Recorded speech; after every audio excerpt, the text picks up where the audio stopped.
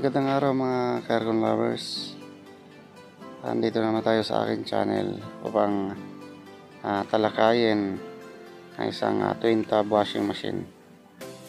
Sa ngayon mga aircon lovers, washing machine muna gagawin natin. Kasama naman sa buhay natin to mga aircon lovers. Lalong lalo na pag wala tayong gawa sa aircon. Siyempre kailangan tumatanggap tayo.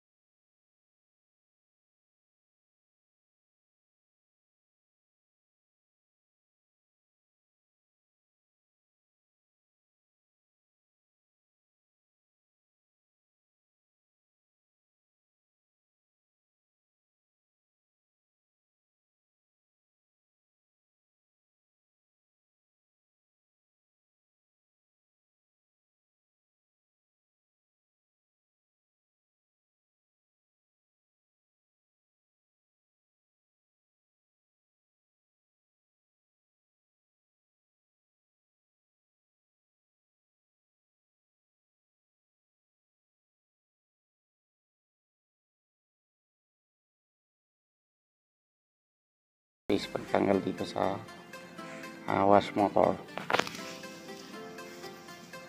Ka-aircon lovers, tsagaan muna natin tong washing machine kasi kumikita din naman tayo dito sa washing machine. Sa mga baguhan lang, yan, ang mga baguhan sa aircon, lalong lalo na dito sa washing machine, madali lang naman siya gawin kasi lang siya, wash motor lang.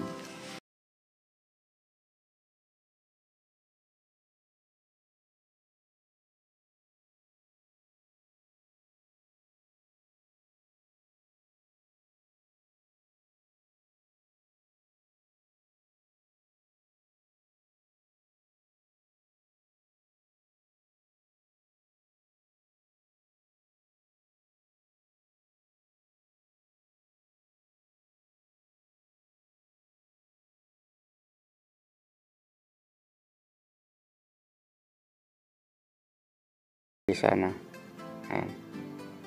Ganun lang mga aircon lovers. Pag natanggal yan, kaya tinanggal ka agad yan dahil base dun sa salaysay ni customer is umusok yan. Then tinesting na rin namin, ayaw naman talaga mandar. So napinpoint natin na maaari niya nasunog na yung windings ng motor. Yan mga aircon lovers. Pero kukunan pa rin natin ng resistance yan pag natanggal na natin.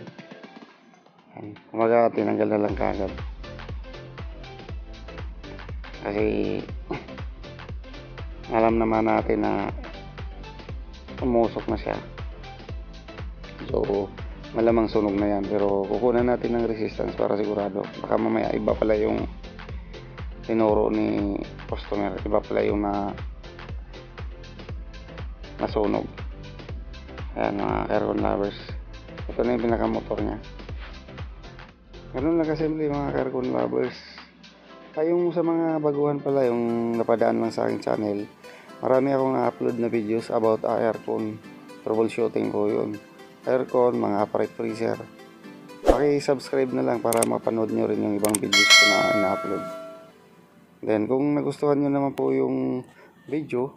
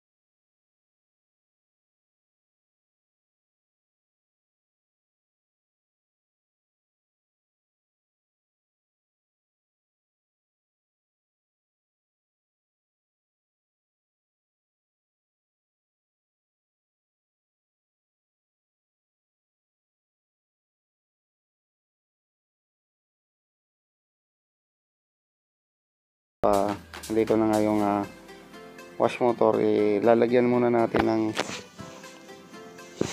run capacitor. Ayan, titesting natin bago natin ikasa.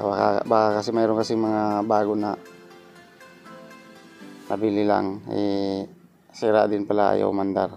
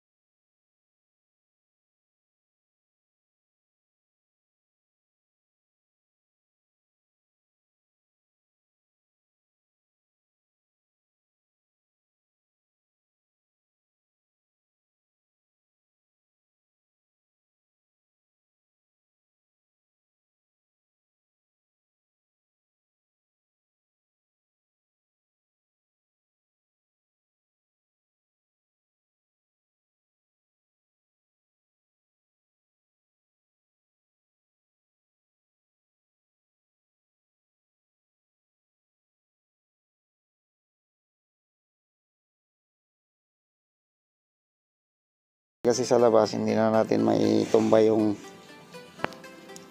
mahiga yung washing machine. Dinudukot na lang mga aircon lovers.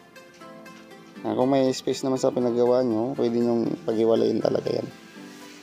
Medyo malaki